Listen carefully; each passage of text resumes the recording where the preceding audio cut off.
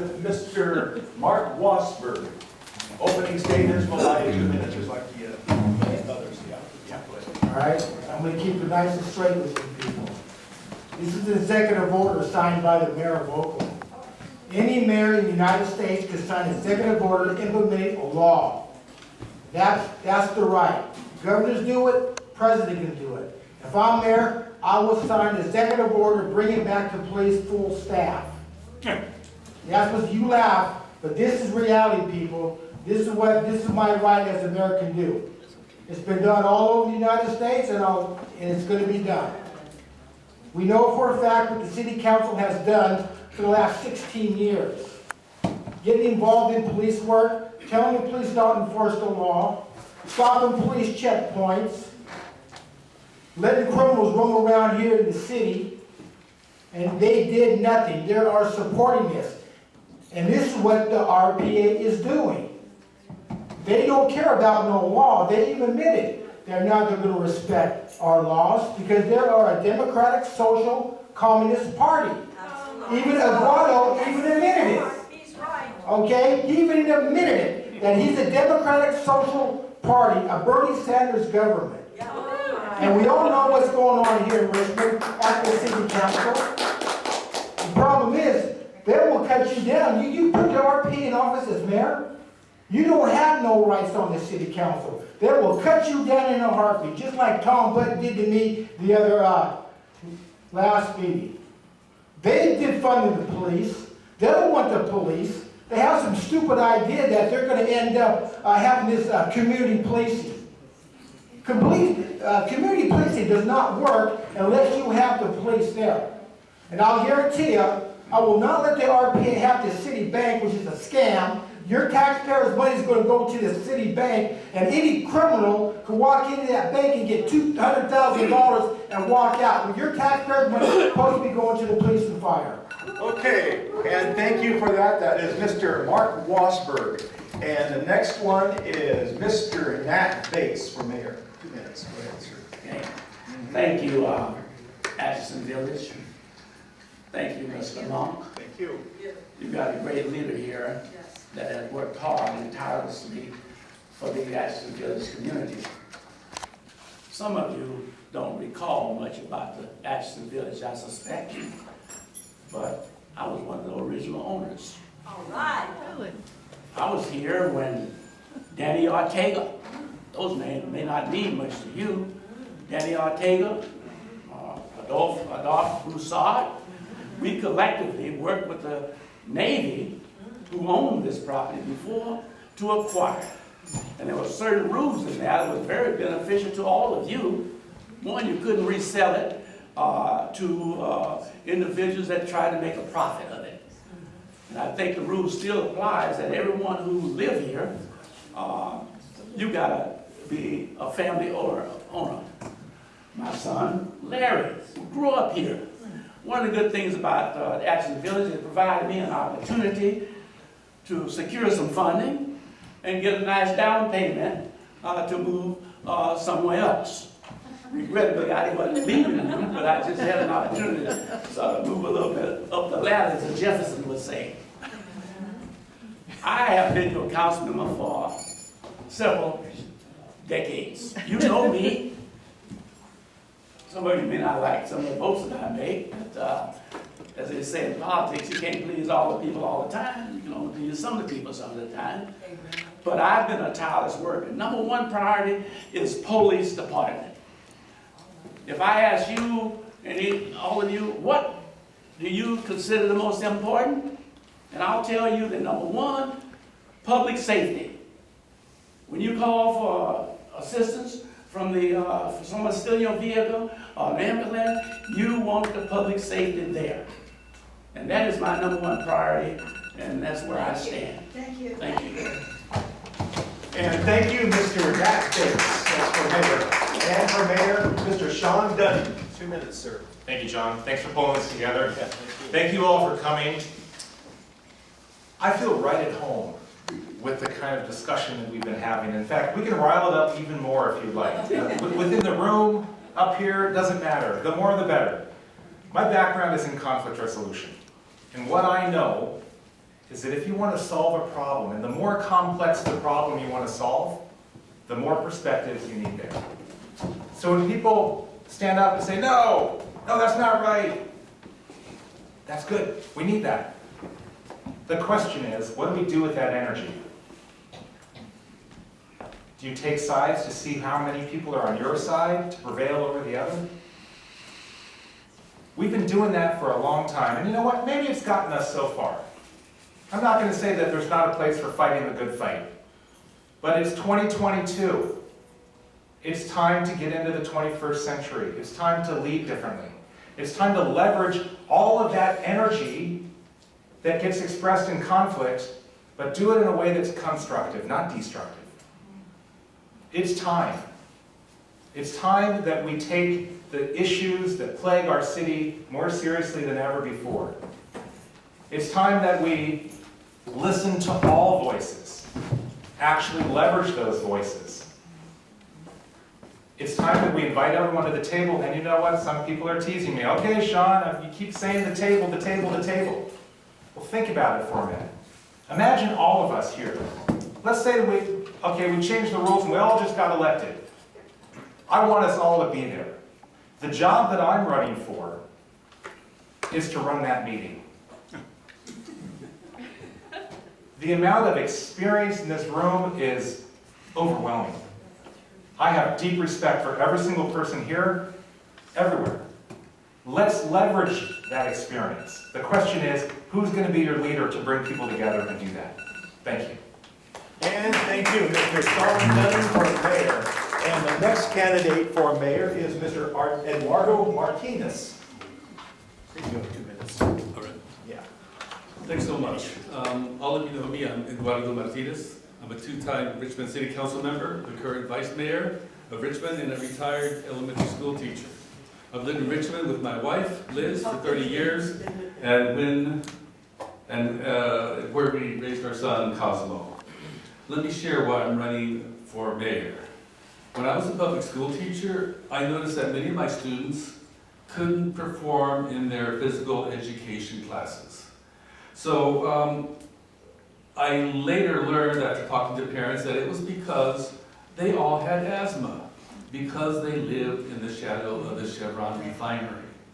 So we had to form an asthma club in order to change the curriculum so our students could actually perform. I noticed that this wasn't the only problem, and parents came to me and brought other issues, and I finally realized I need to become a city council member. I need to represent the entire city instead of just a small community. So since then, I've established a long and consistent record showing my commitment to progressive values since 2014. And besides having the ability to get along with people, you need to have a vision, you need to have values, and you need to bring them to the table so people know who you are and where you stand. Since elected, I've supported increasing Richmond's minimum wage to $15 an hour. I've championed Measure U, which decreases taxes for over 60% of the businesses in Richmond and increases revenue for the city from big corporations. I've supported affordable housing for residents by helping make Richmond the first California city to in 30 years pass rent control. I've approved multiple developments, and I've stood against developers taking financial advantage from the city. Okay, and thank you for that. That was Mr. Eduardo Martinez running for mayor. Now, questions. Okay, you, sir, you come first. Thanks, John. You may not know this, but today is World Gratitude Day. It's a true story. Thanks for all you do for the village, John. My question is for Eduardo Martinez. Eduardo, by the way, congrats on the recent endorsements by the Contra Costa Democratic Party and the firefighters. Earlier we heard that you hated firefighters and the Richmond firefighters just endorsed you, so apparently they didn't agree with that. My question is about the poisonous money in politics. We all know it, we probably all hate it.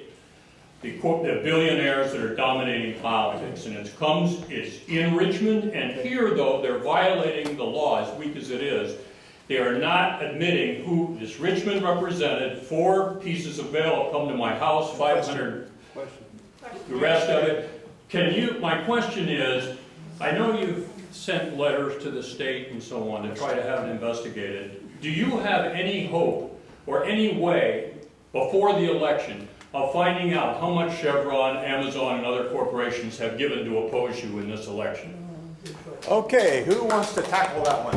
I think it was directed to me. Yes, Eduardo Martinez. Yeah, actually, dark money is hard to trace, and that's one reason why it's called dark money. I have no idea who did it, but I think the important thing is that the people who receive them understand that Richmond, or representing Richmond, or whoever they are, don't want you to know where the money's coming from. And they don't want you to know where the money's coming from because it might change your opinion of the lies, in fact, that are included in those pages. I could respond to the information in those pages, and I probably will during this debate, depending on the questions that are asked me. But I do not take corporate donations. I don't take money from lobbyists. I don't take money from developers. And that's because I'm here to represent each and every one of you. All of my campaign funds come from unions, which are entities of people who do the work for you, and from individuals like you. Most of my donations are $50, $25, and you know, I'm here to represent you, and I want to make sure that you start following the money so that you know who is invested in these candidates, because you can rest assured that money talks, and I want to make sure that more than money, the voice of the people talk. So, thank you for supporting us. Okay, and thank you, Mr. Eduardo Martinez, and Shawn Dunning would like to answer that question. Please do actually follow the money and do some research. In fact, you can go on the city website and you can go on the election 2022 page and you can see all the public filings from all of us. There's a form called 460 and it shows where all the money has come from. So you can fact check some things that are said tonight and see for yourself. Now, it's true, I took corporate money. I did. In fact, in my 460, you'll find it yourself. The 460 I filed at the end of July shows a $500 check from Sims Metal. Ooh, Sims Metal. You want to know the story behind that? I reached out to them because I wanted to tour their facility and see what really goes on there. I've heard people have concerns. So I asked for a tour, I went, I learned what happens there, I met some of the people, and I remember very specifically, one of the questions I asked them, I said, I just want to know, if there are any concerns from the community, would you come to the table to be part of that discussion to solve problems? That's what I left them with. They said yes, by the way. You can hold them to it, I'll hold them to it. And a couple weeks later, I get a $500 check in the mail. Now, should I return that check? What do you think? Who thinks I should return that check? Okay. Now, if I were to ask you more about why, I would assume, and we could have that conversation, I'd be The happy to have question it. was about the $1 million in dark Yes, money, sir. not the 500 you got. Well, I don't have any dark money supporting me, Well, sir. see, it is supporting you. I got the mailings, 4 of them so far. I would love to have a conversation with you afterwards. And my point is, if the assumption here is that where money comes from controls the candidate, that's a really serious concern. And I think you should actually do the research on all the candidates here and make that determination yourself. But what I can tell you is that I'm having the time of my life not getting sucked into a single quid pro quo conversation. Someone starts to have that with me and I say, you know what? Okay. You get a seat at the table whether you support me or not, and I'm telling that to everyone. Thank you. And thank you. That was Mr. Shawn Dunning. Would anybody else care to answer that question? Okay, go ahead. Mr. Mark Wassberg. It was on Tom Bussey Forum that the RPA took hundreds of thousands of dollars from fossil fuels. If you don't believe me, go ahead and look at it yourself. Okay, and thank you for that. And Mr. Nat Bates would like to answer the question. Thank you for the question. As Mr. Dunning had indicated, they are reporting by all elected officials. There's another one called 497 that you have to report anything over $100 in the last 24 hours. Now the question is, where do we live? We live in America. We live in a free society. Any of you could collectively determine who you want to support. There's no law that prevents you from financially supporting your candidate. There's a limit for council members in Richmond, it's $2,500. And you can think $2,500 by a person when their campaign is about $70,000, $80,000, $100,000. Now, to Mr. Eduardo, about 70% of our funds come from the taxpayers who pay property tax, sales tax, and so forth. Another 40% come from corporate government, which means Chevron and Sims and everyone else. If you're so adamant about accepting money from corporation, we get a salary of $1,000 a month as councilmen. Of that $1,000 a month, 30% or 40% comes from corporate government. If you're so adamant, take your salary and reimburse it and give it to a charitable group. Don't be hypocritical, taking corporate money and putting it in your pocket as a salary, and then you want to argue about corporate money being donated to various candidates. The bulk of my campaign is surrounded by labor union people and by individuals or friends that I know on a personal basis. I will never tell a person you can't contribute to my campaign. It's their right. It's your right to contribute to whomever you desire. And that is the capitalistic society, and that is where we live in America, that gives you that freedom to each and every one of you. Okay. And thank you for that. That was Mr. Nat Bates for mayor. Do we have another question? There must be lots of them. Yes. I'd like to direct my question, go up there? No, it won't go that far. Hi, I'd like to ask my question of Mr. Dunning. I'd like to know how much you support veterans, because I have a veteran husband, some of you know this, whose situation was overruled. His veterans benefits that are federal are being controlled by the county on the basis of wrong conservatorship. I don't want to go into any more detail. I want to write you a letter and ask you if you can do something to advocate for him. But that it happened to even one veteran is shocking and terrible. So I'd like to know what you are going to do for veterans. Thank you. Okay, Mr. Shawn Dunning will like to answer the question. Thanks for the question, and thank you for your husband's service. My father was in the Marine Corps. I have other family members who have served. As a consultant, I have worked with various military groups around the country. I have a great respect for all sorts of different ways of serving our community and serving our country. Our veterans deserve support. I think it's questionable how much we can do at the city level. I do know that there are various policies with regard to housing and other support that do have special provisions for veterans. I would absolutely support that to the extent that it's within our authority to do so. I'd like to learn more about that and see what we can do, but absolutely I support veterans. Thank you. And thank you. That was Mr. Shawn Dunning. Would you, well, we're sort of making it awkward, but, okay. Well, somebody you may know, I'm a proud Korean War veteran, having served in Seoul, Korea, and I don't apologize for that. Veterans all over this country are seriously in need of assistance. Many of them are coming back disabled, PTS, a whole gamut of medical problems. They need and deserve the support of this government, just like we send money to other foreign countries. Let's take care of our veterans. They deserve it. They worked hard for it, and there's no question about it. They are heroes in my mind, and fortunately, I wasn't injured. But I do sympathize and recognize those that were injured. And I say 1,000% support our veterans. Thank you.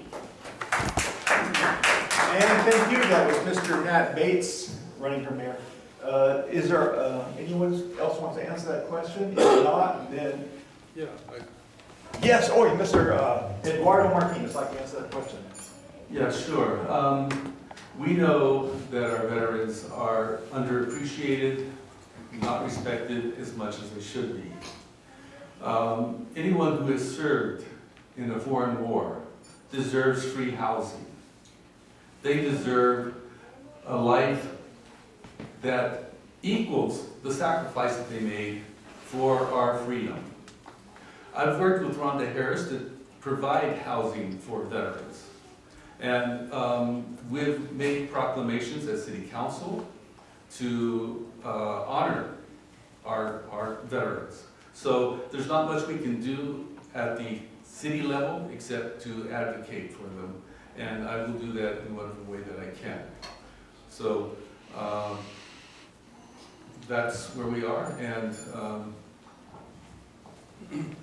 And thank you for that. That was Eduardo Martinez for mayor. Does anybody have a question? Yes, ma'am.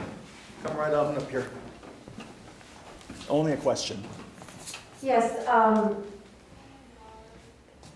well, I was going to say many of us are concerned about city services. Sorry for the statement. But my question is, how do you envision having more finances to pay for the many good ideas that candidates often offer when running for office? Can we grow our city finances, for instance, through the measure that 70% of Richmond voters voted for, Measure U?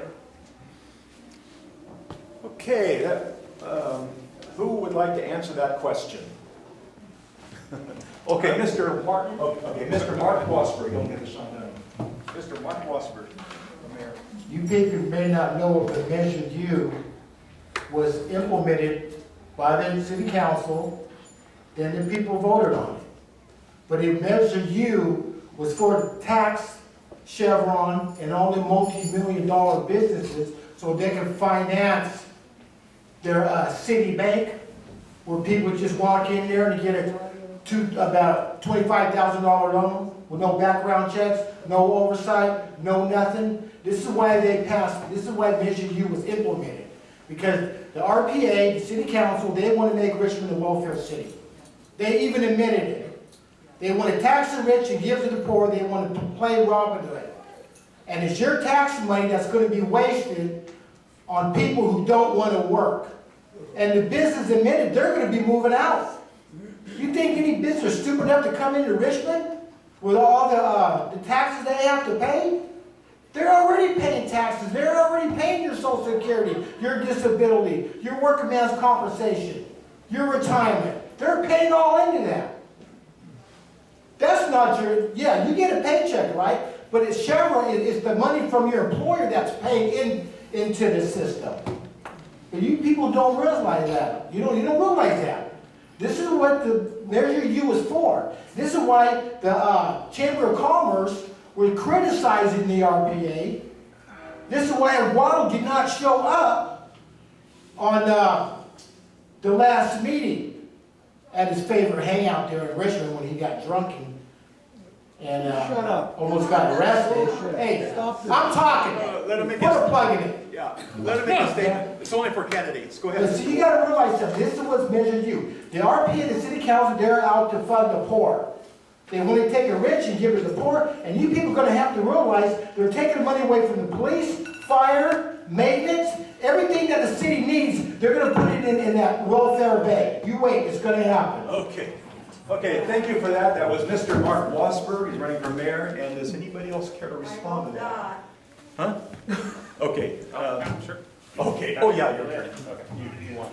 So the question was, how do we get more money to pay for all these things? And the business tax under Measure U is obviously a big issue. Real quick on that.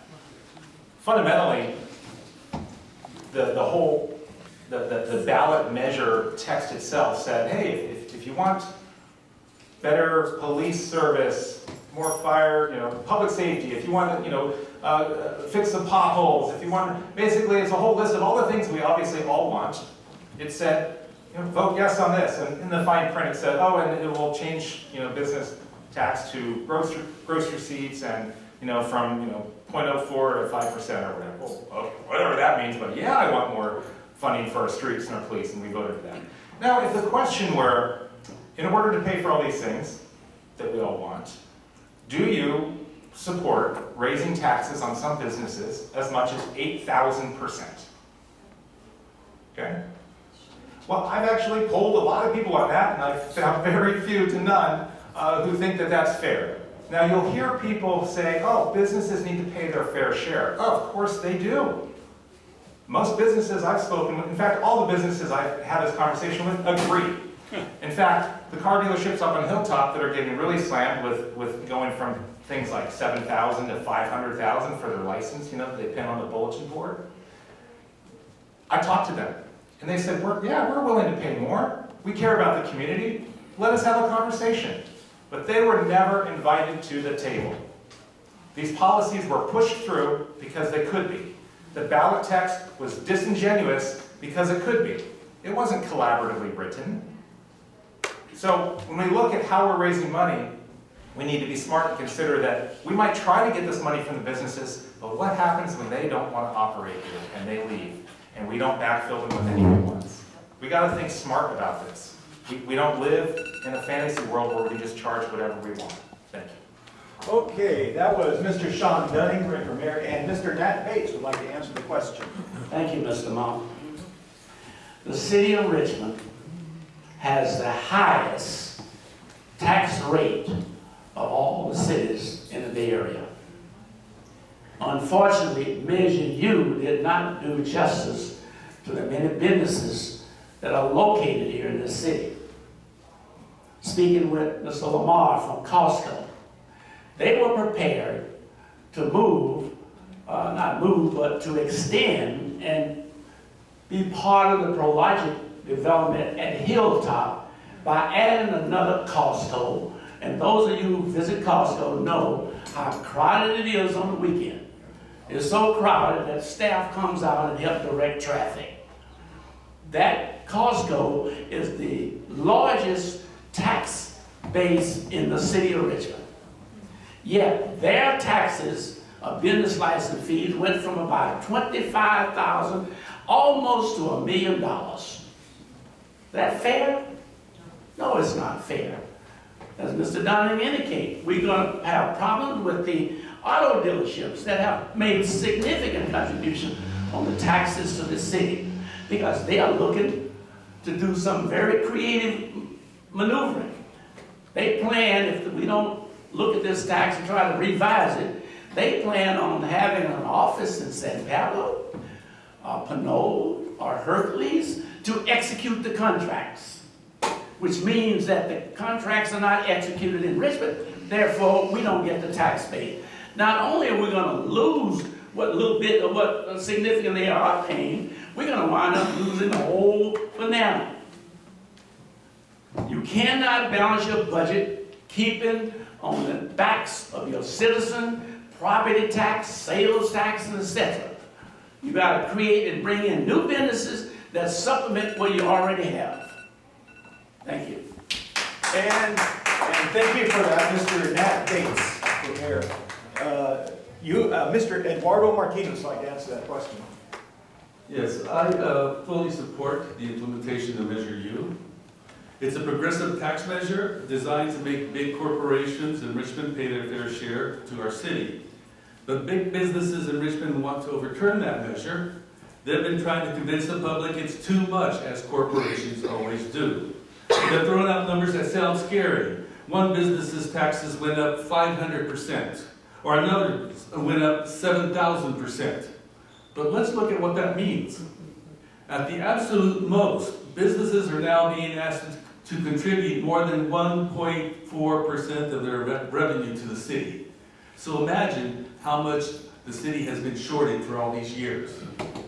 And let me provide two examples of what corporations paid before Measure U. The Santa Fe Pacific Pipeline, owned by multinational corporation Kinder Morgan, paid $889 in business taxes to Richmond in 2021 before we passed Measure U. Sims Metal, another multi-billion-dollar corporation, paid $2,500 to Richmond in 2021. How much do you pay in property taxes?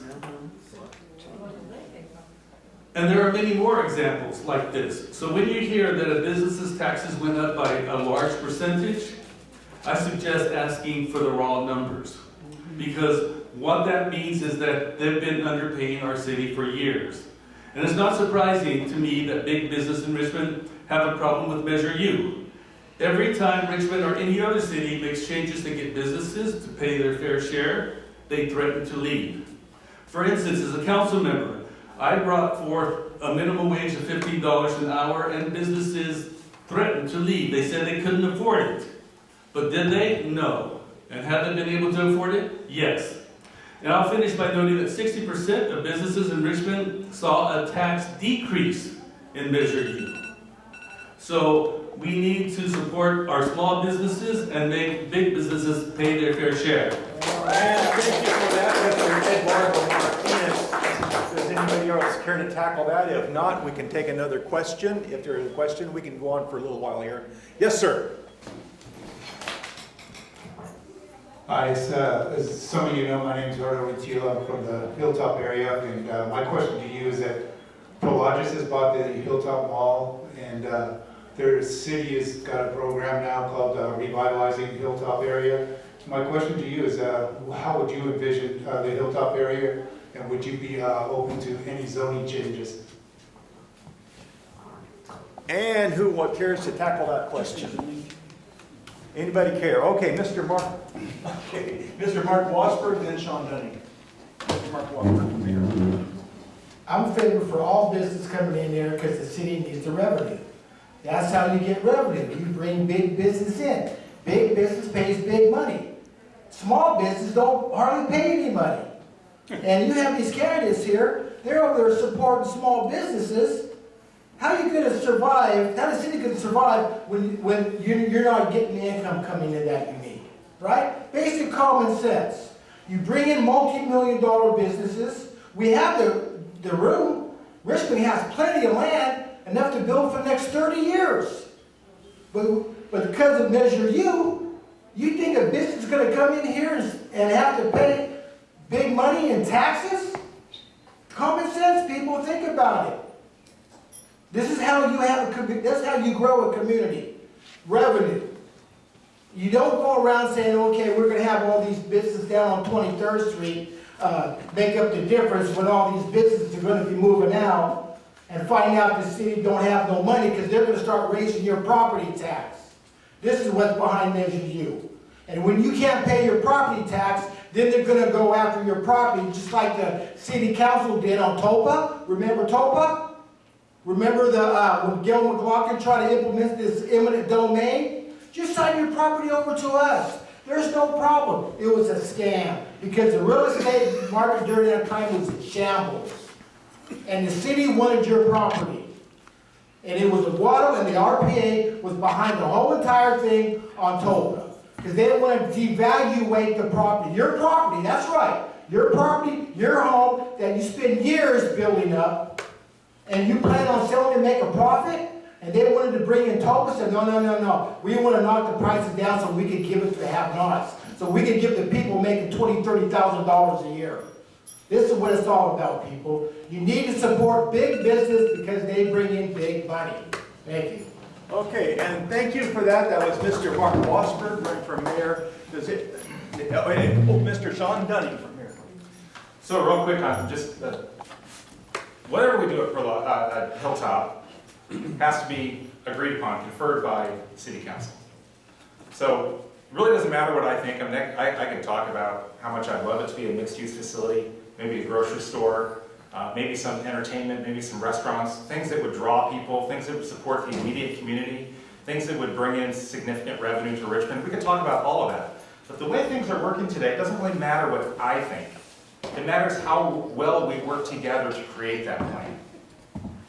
And so what I'm interested in is providing the leadership to actually get the various stakeholders to the table to do it. Go back to Measure U for a second. We can talk in a fantasy world about how nice it would be to charge people whatever we want to operate here. But we don't live on an island. If you were running a car dealership and you could go to, say, Walnut Creek and be charged 96 times less to operate your dealership there, Why would you do it here? Now, some people might say, oh, good riddance, we don't want car dealerships here. Okay, well, guess what? We were already getting $1.5 million a year from that example I gave in sales tax. That was filling the coffers of our city. I've got right here the property tax bill from Hilltop Ford. They do pay taxes. $95,000 just right here. I think it's 6 months or a year, I'm not sure. But they're paying property taxes too. In fact, half of our budget, half of our $206 million of general fund budget is funded by businesses between property tax and sales tax. We don't need to stick them with unreasonably high license fees. That's what Measure U is. It's a fee to operate. It's not, they're already paying other taxes.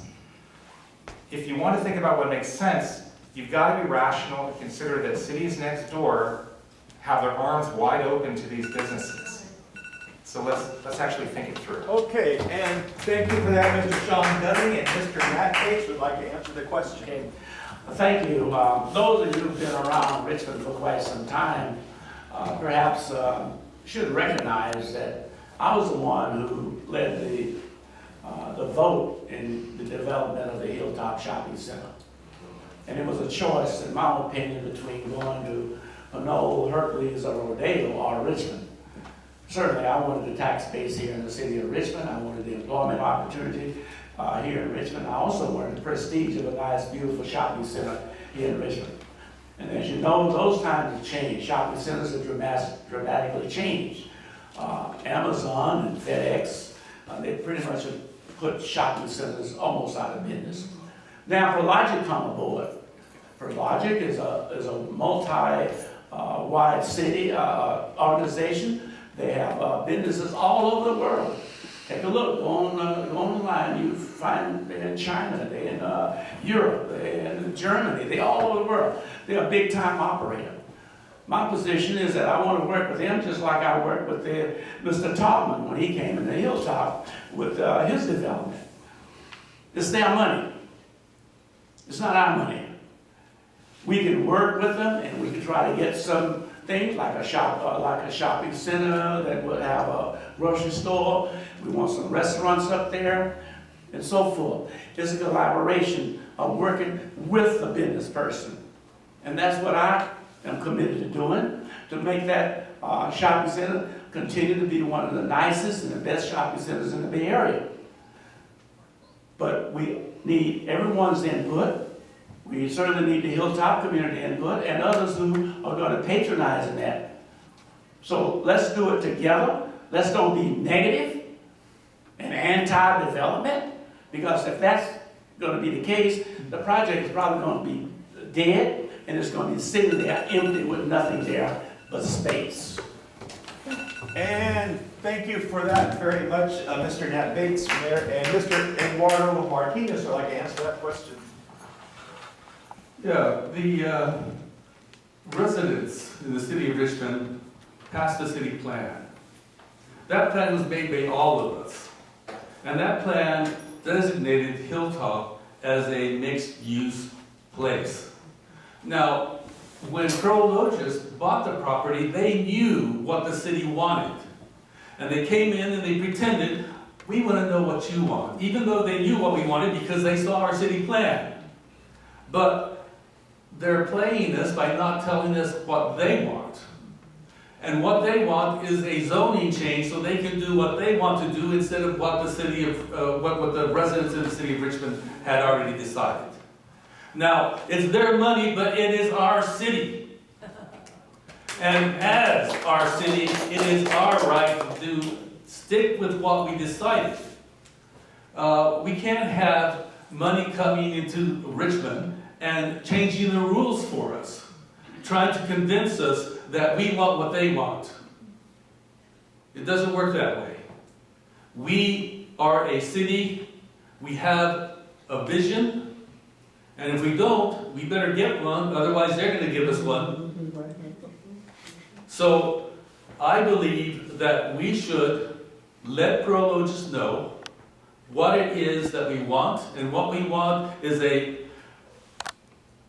mixed-use development with housing.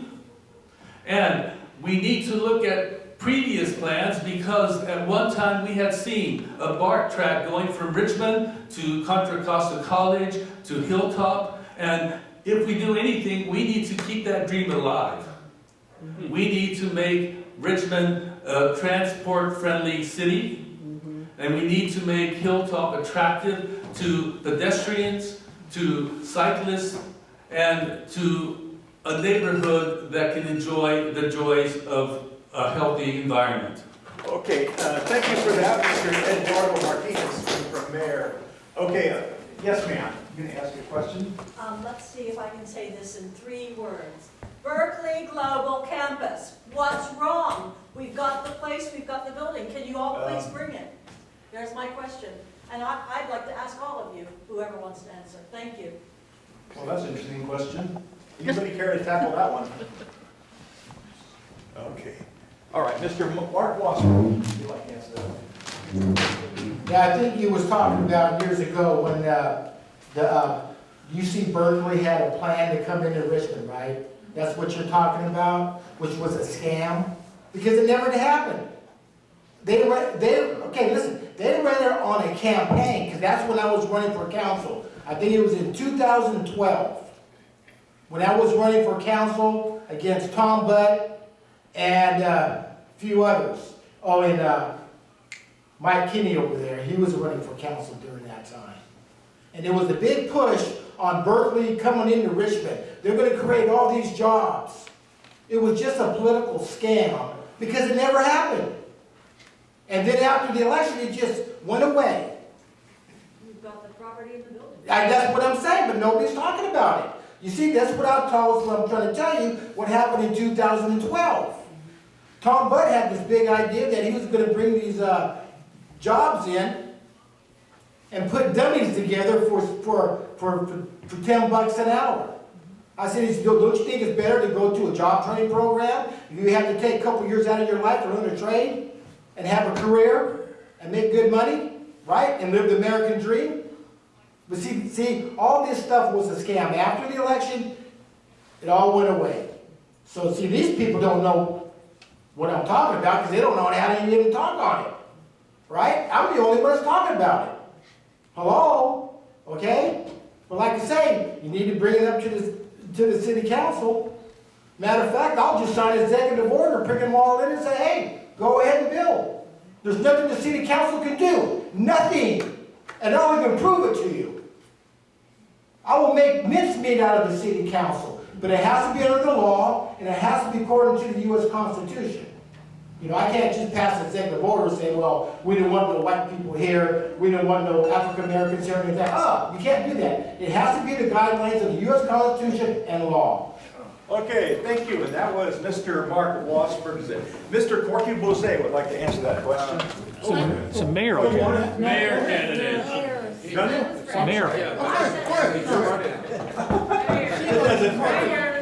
We'll get going here. She said, like on Malati, like the Zeneca site, the RPA, led by certain members on the council, have gone to bed with the environmentalist group. That's a fact. The Zeneca site have been approved by DTS, Department of Toxic Waste or Substance. They claim their records show that that site is permissible for development.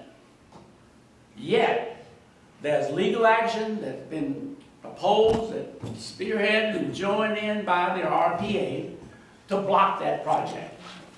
The same as with Port Malati, block that project. That Zeneca site has been proposed for several years. That's going to be housing, it's going to be restaurants, and probably some commercial development. Yet, it is blocked because of court actions. We spend more money legally fighting developments and things in this city than any other city in the Bay Area. We are going broke with legal liabilities and paying attorneys millions of dollars. A lawsuit against the mayor for whatever reason. That cost us $1 million. What did we get out of it? Nothing, except that our PA wanted to embarrass the mayor or whatever. I don't know. That is a problem. We need council people that will support the various governmental agencies when they say that project has a green light. Let's move with it and let's do. That's where tax revenue comes in from the various developments throughout the Bay Area and especially here in the city of Richmond that we desperately need.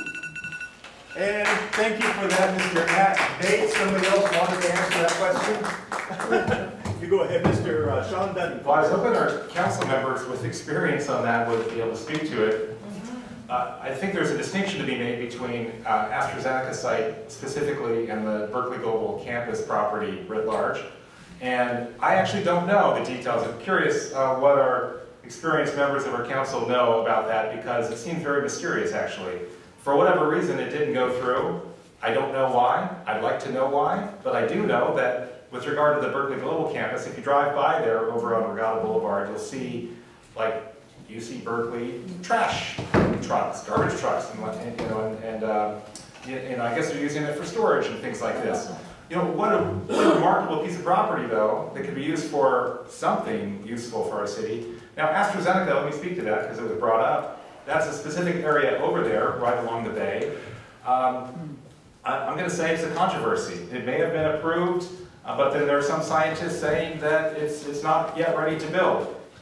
I'm not the scientist, I'm not there, but whenever something like that comes up, I believe it's worth taking the time to get everyone together, and it just does not make sense to build housing on land that is still questionable. And we can argue it all day long, but I think we need to build reasonable consensus on that before moving forward. Thank you. And thank you for that. Thank you for that. Mayor Which one first? I think we should over it. Okay. No, Mayor candidates only, man. Come on. It's Mayor. Yeah, this is. Yes, all right. Oh, you're the city council. The Global Campus failed for a lot of reasons. One of them is that it was discovered that the toxins from the AstraZeneca site was pluing under the earth into the Global Campus site. And so it would have created issues for them to dig where they wanted to put the collider. So that was one issue. Another issue is that it was the brainchild of the chancellor who was taken down, who was deposed. And so when he left, the Global Campus left also. So there were a lot of issues around that. And I can say that the Global Campus is underutilized, but it's being used. We have Raven, who is a company that's working on making biofuels from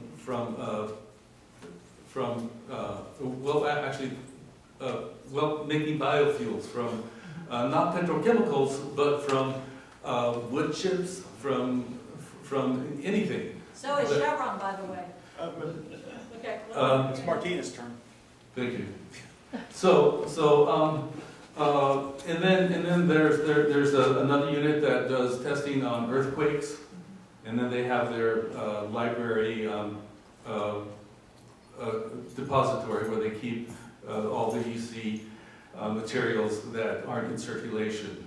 So AstraZeneca is a site that needs more study. When we looked at the data that the Department of Toxic Substance Control looked at was actually obsolete, and an entirely new study needs to be taken.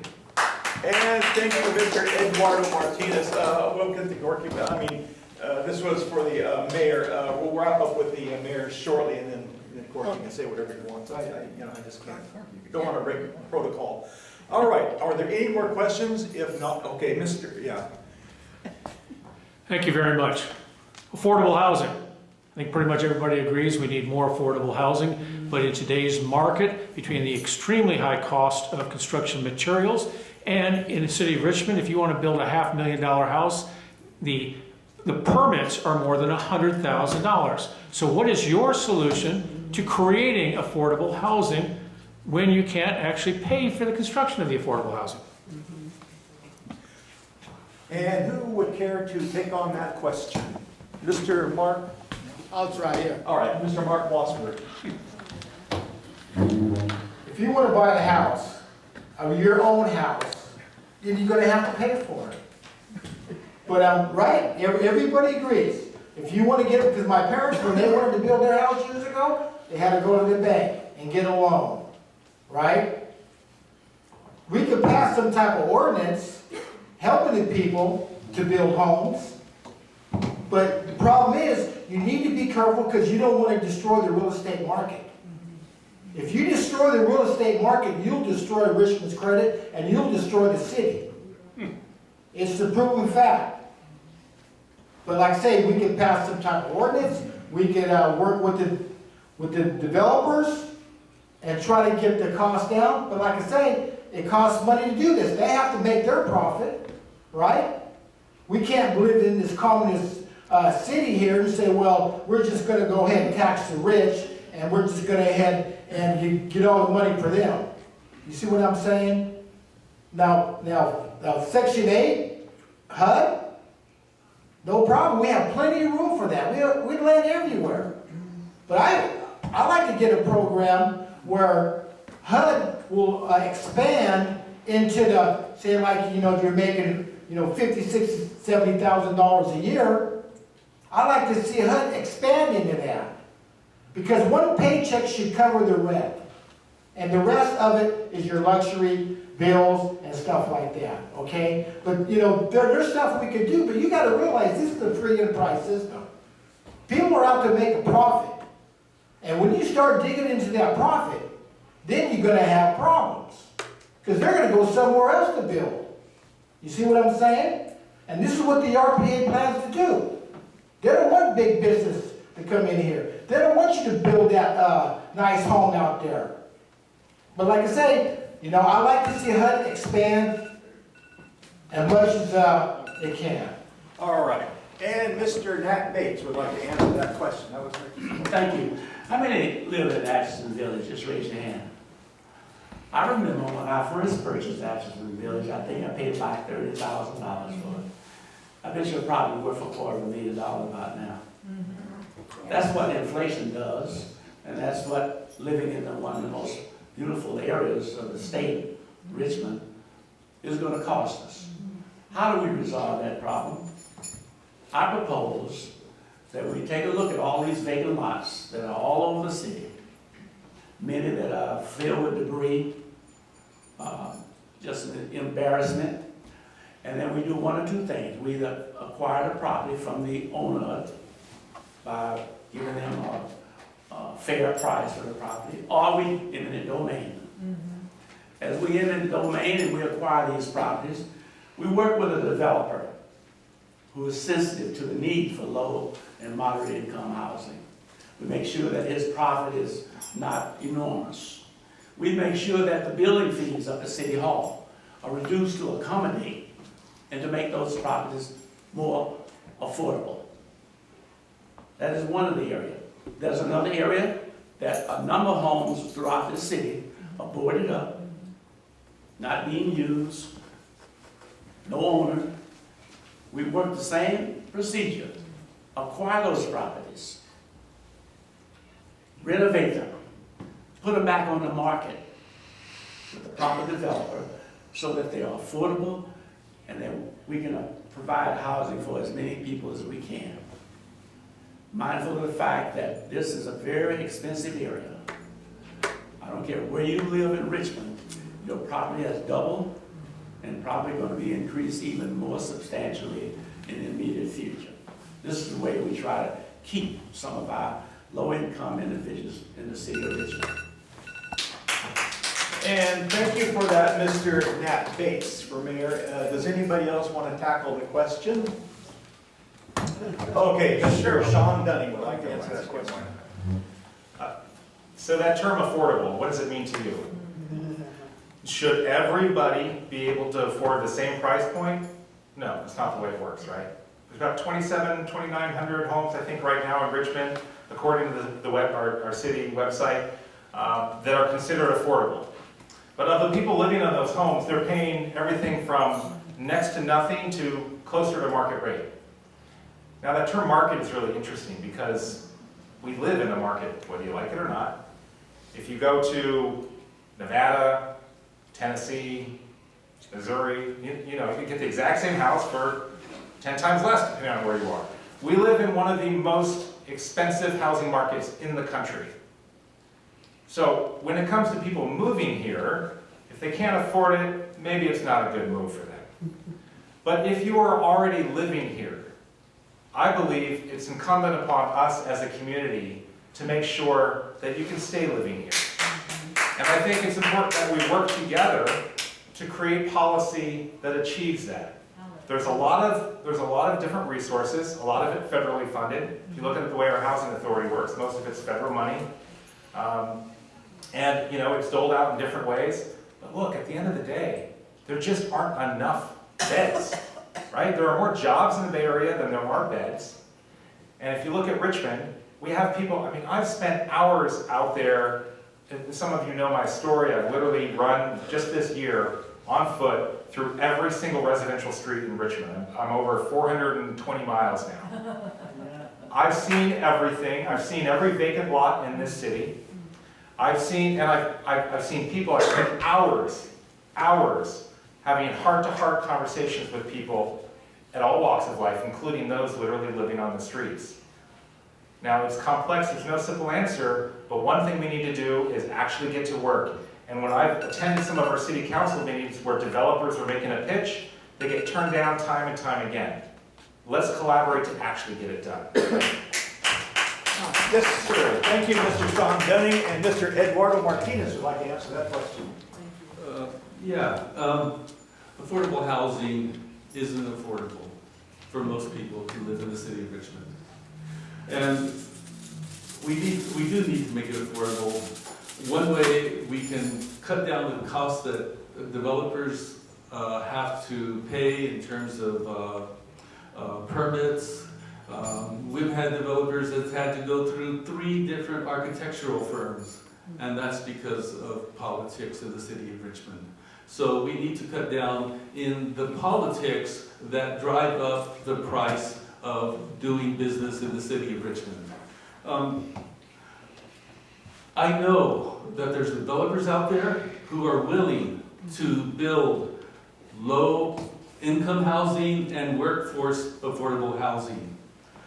They haven't been able to because of the politics that I've been talking about. We need to develop a floor so that when developers come to Richmond, they know exactly what is required of them from the city. They know what to expect, and when they come, they will make their plans according to that. So let's work with developers, and not just any developers. Like, we don't want developers coming here and making us or demanding that we change the way we do business in Richmond. We need to tell them how we do business in Richmond, have expectations for their privilege of building in the city of Richmond, and then we need to work together. Nat was right about infill. We do need more infill, and we need to build in the city of Richmond so that we can build up density, because density actually provides safety. The more people you have on the streets, the safer it is to walk around. Okay. And thank you for that, Mr. Eduardo Martinez. We are really short on time. It's almost 8 o'clock. I guess we can squeeze in one question if you insist. If not, I'd like to go in the closing statements. Closing. Okay, closing statements. Okay, we will start on the reverse end with Eduardo Martinez. You have 2 minutes to make your closing statement. All right.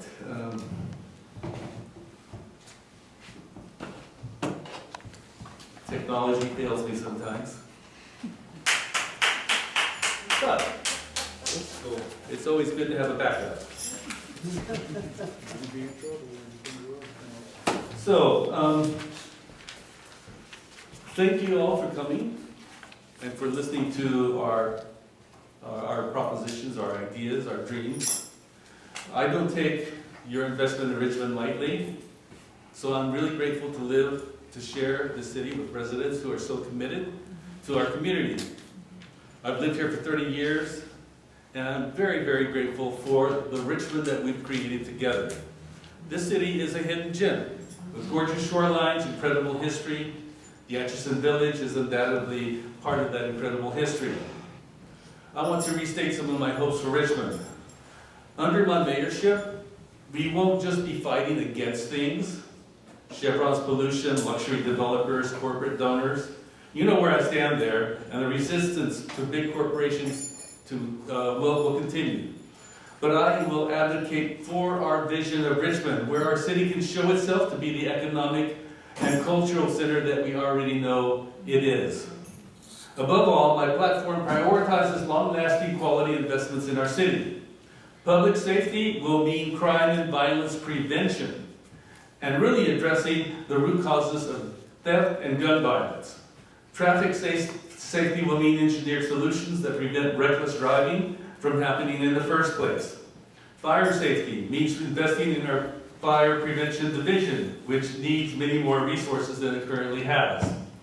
In improving accessibility, in building actual affordable housing, in creating more green spaces.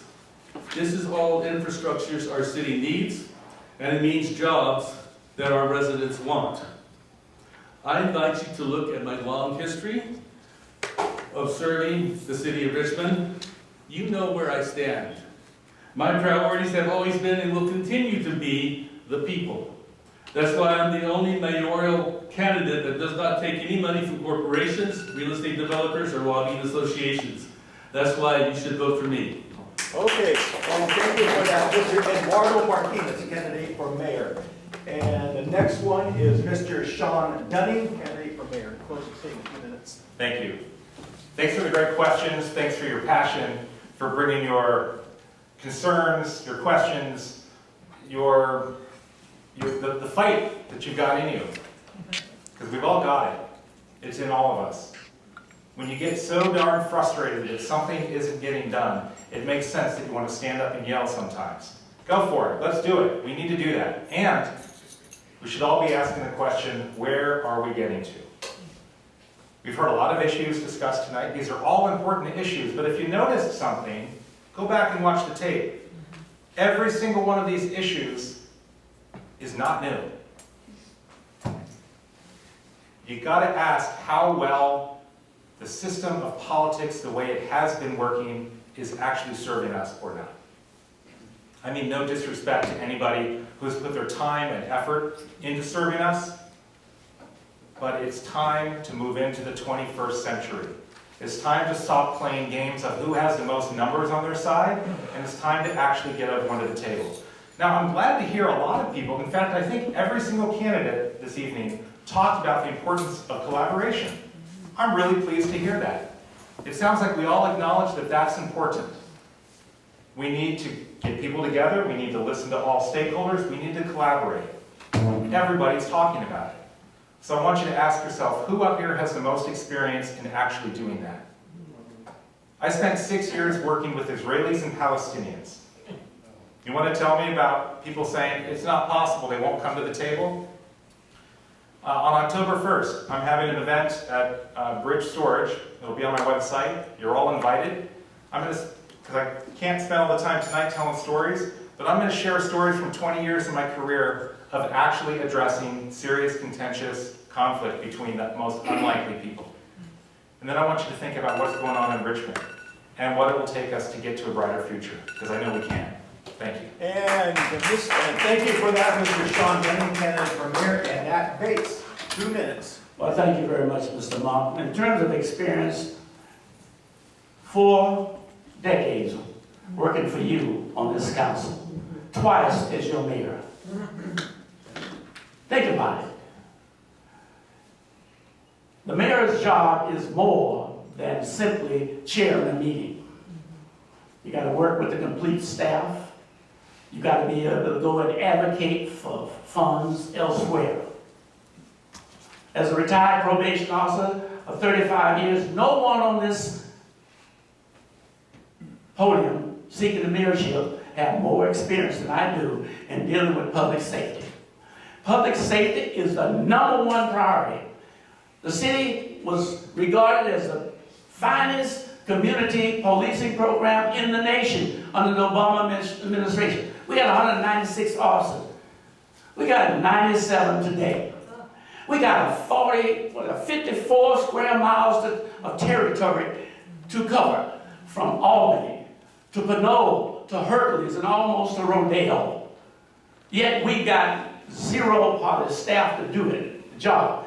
You cannot expect to dig excavate to put in a cement warehouse or whatever with a shovel.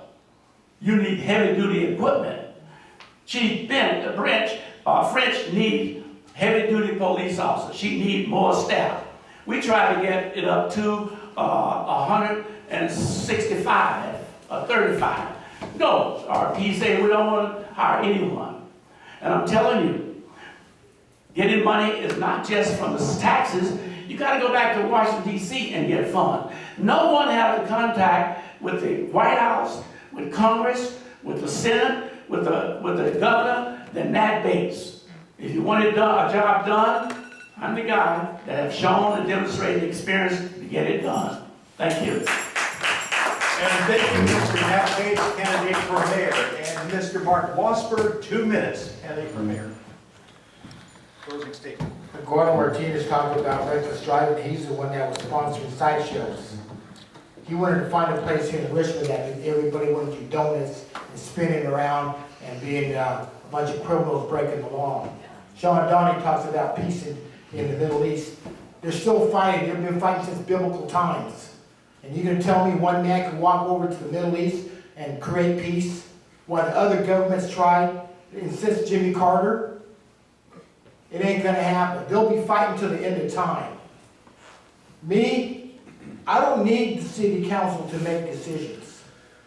All I have to do is sign a piece of paper and it's law.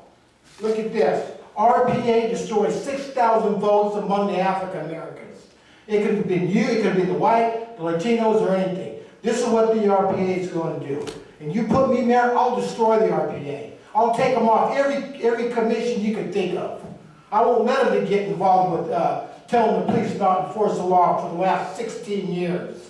Supporting illegal immigrants, they ain't got no right being in my country. They end up stopping police checkpoints. Told the police chief don't enforce the law. This is what kind of government you have here in Richmond.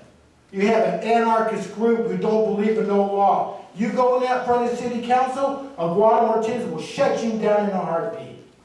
You got 2 people here. If these people can become mayor and the RPA controls the city council, you got 2 lame duck mayors that can't do nothing because they ain't got the votes. Without the votes, you ain't going to get nothing. And I'll guarantee you put Eduardo as mayor, you can kiss Richmond goodbye because it's going to be a welfare city. You don't believe me? Check it out for yourself. Because you people are going to have to realize something. This is a dirty government we have here in Richmond. And all I got to do is sign an executive order. It's good to go. If they don't like it, take it to court. They'll lose every time.